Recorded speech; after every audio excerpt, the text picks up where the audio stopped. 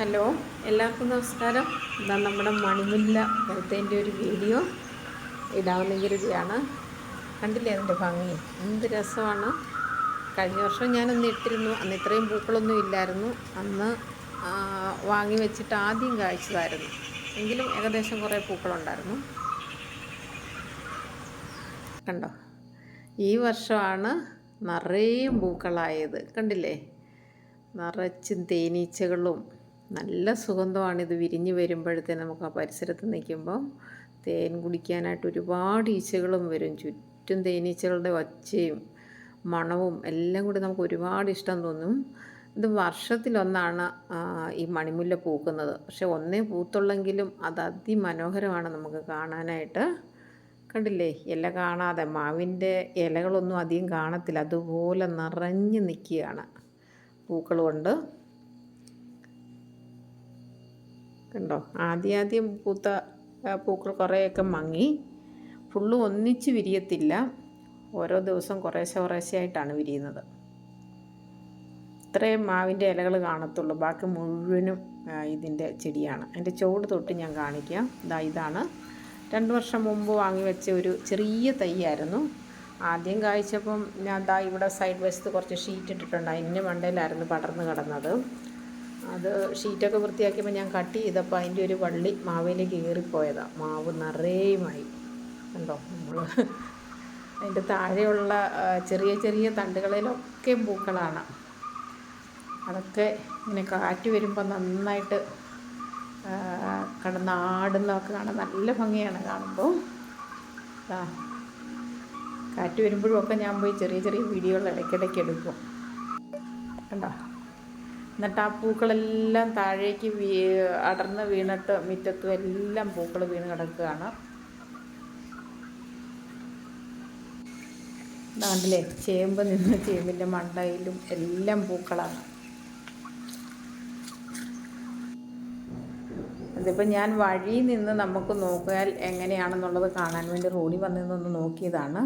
അപ്പോൾ നമ്മുടെ ഒരു പ്ലാവ് അവിടെ നിൽക്കുന്നതുകൊണ്ട് ശരിക്കും മണിമുല്ല കാണുന്നില്ല. മാവും പ്ലാവും കൂടി അടുത്താണ് നിൽക്കുന്നത്.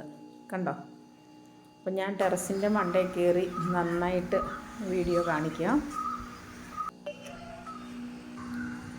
കണ്ടോ, ആദ്യമേ ഇതുപോലെ മുത്തുമണികൾ പോലെ കുഞ്ഞു മുട്ടുകളാണ് നിറയെ അങ്ങോട്ട് ഉണ്ടാകുന്നത്. എന്നിട്ടത് ഓരോ ദിവസം കുറേശ്ശെ ഒരാഴ്ച കൊണ്ടാണ് ഫുള്ളായിട്ട് വിരിഞ്ഞ് തീരുന്നത്. അല്ലേ, 2 ദിവസം കഴിയുമ്പോൾ കുറച്ചുകൂടെ വിരിഞ്ഞു. കണ്ടോ,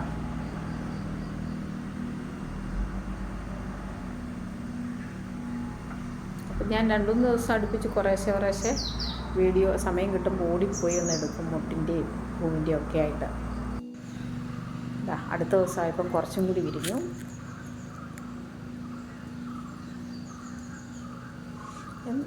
എന്തായാലും ഞാൻ ഈ പ്രാവശ്യത്തെ പൂ കഴിയുമ്പം ഞാനിത് കട്ട് ചെയ്ത് കളയാമെന്ന് വിചാരിക്കുന്നു. കളയാൻ വിഷമമുണ്ട്.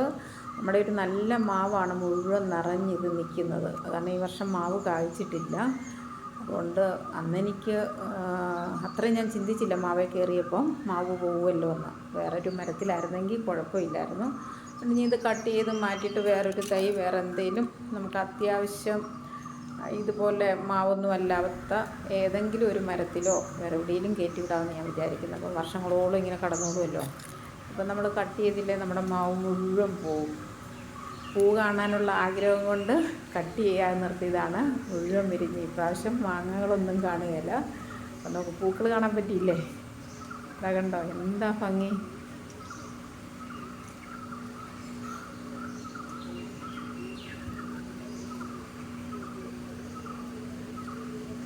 ശരിക്കും പറഞ്ഞാൽ ഇത് വന്ന് നിന്ന് നമ്മൾ ആസ്വദിക്കണം.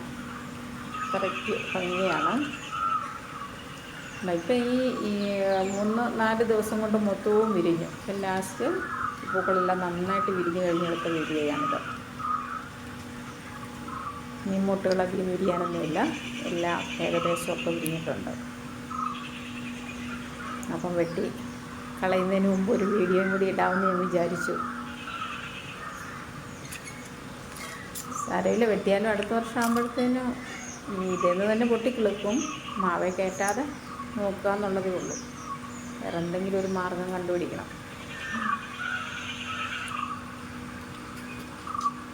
ഉണ്ടോ?